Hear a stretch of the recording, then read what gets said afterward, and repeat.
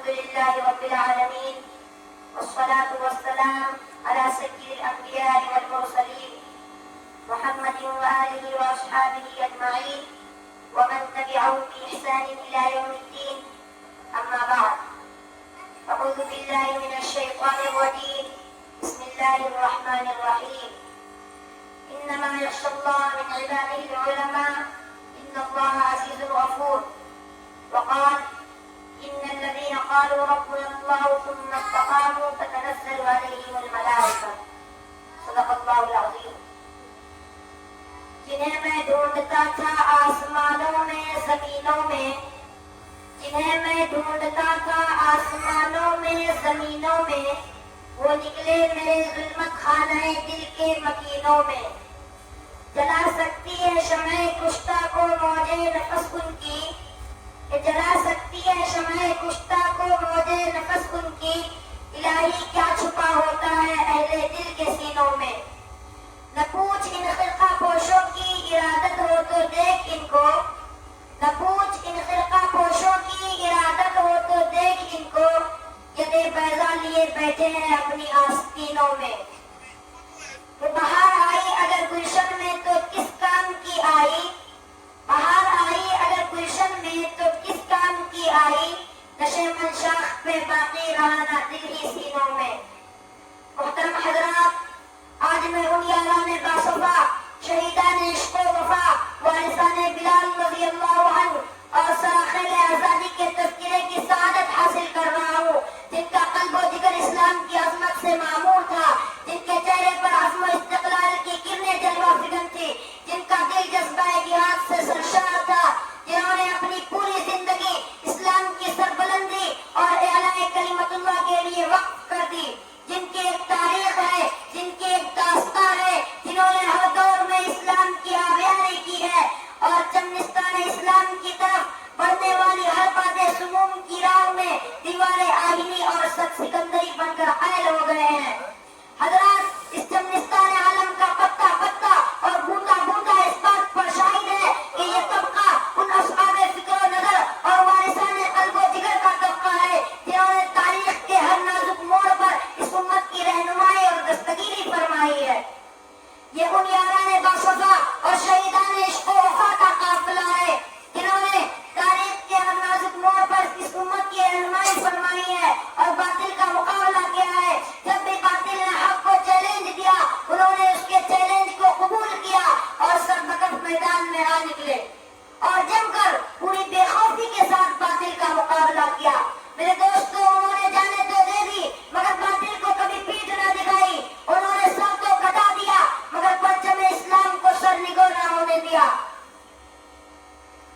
جب جلاد تلوار چمکاتا ہوا آگے بڑھا تو انہوں نے مسکرا کر نظر سے نظر ملائی اور یہ کہتے ہوئے مردانہ وار تلوار کے نیچے سر رکھ دیا کہ خوشا وقت ہے کہ میری موت تیرے کوچے میں آ جائے، خوشا وقت ہے کہ میری موت تیرے کوچے میں آ جائے، یہی تو زندگی کا آخری ارمان ہے ساتھی. غرض یہ کہ انہوں نے ہر محاذ پر باطل کا مقابلہ کیا اور ہر طرح سے مقابلہ کیا. ضرورت پڑی تو گولی چلائی، ضرورت پڑی تو تلوار چلائی، ضرورت پڑی تو اپنی شعلہ نمائیوں سے طوفان تند و تیز اور سرکش و بے باک کا کام لیا.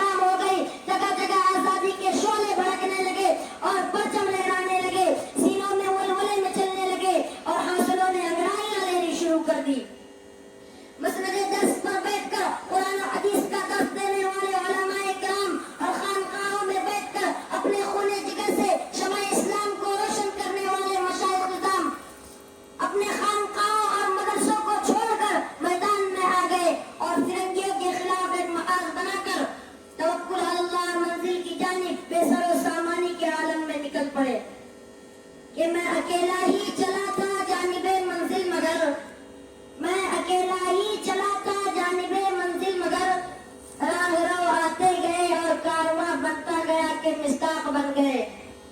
حضرات یہ کارواں مسافت طے کرتے ہوئے کس طرح منزل مقصود تک پہنچا، یہ ایک لمبی داستاں ہے۔ اس داستاں میں امنگیں بھی ہیں اور محرومیاں بھی، عزم و عمل کا جوش و خروش بھی ہے اور شکست خوردگی اور بیچارگی کی افسردگی بھی، جنون شوق کی آشفتہ سری بھی ہے اور گردش دورہ کی کجروی بھی۔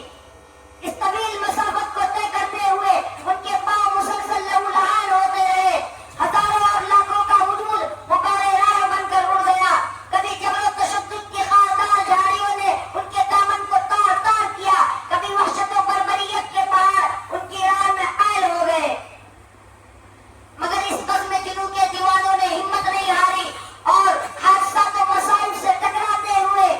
منزل مقصود کی جانب بڑھتے ہی رہے۔ راستے کی قربت و دوری سے بے فکر، توانیت قلب و جگر سے مستغنی، پریشانی افکار کے احساسات سے بے نیاز، خطرات و وساوس کی گرفت سے بے پرواہ، منزل مقصود کی تلاش میں کبھی عرب اور ترکی کی راہوں کو ناپتے ہیں تو کبھی روس اور افغان کی بادیاں پیمائی کرتے ہیں، کبھی مالٹا کی کوٹریوں میں قیام کرتے ہیں تو کبھی عدالت کے کٹارے میں کھڑے ہو کر نغمہ آزادی سناتے ہیں،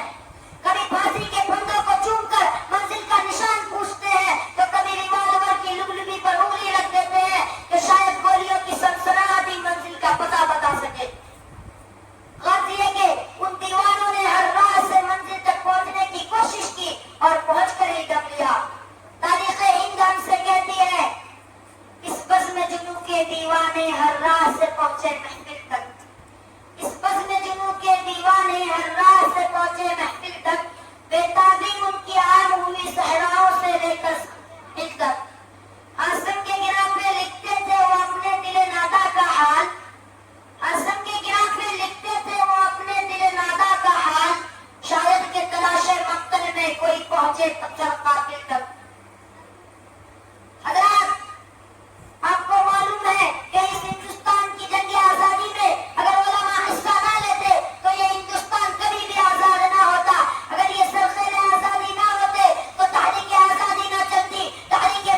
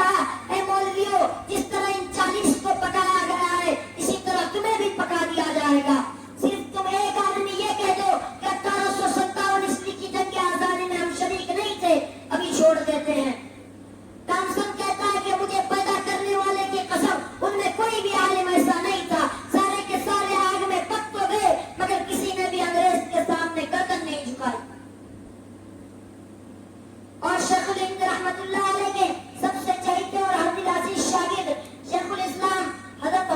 مولانا حسین احمد مدنی ہے،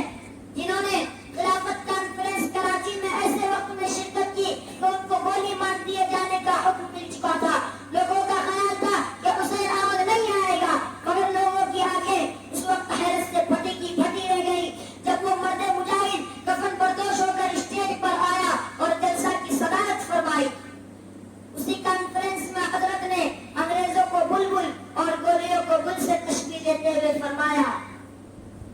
لیے پھرتی ہے بلبل چونچ میں گل،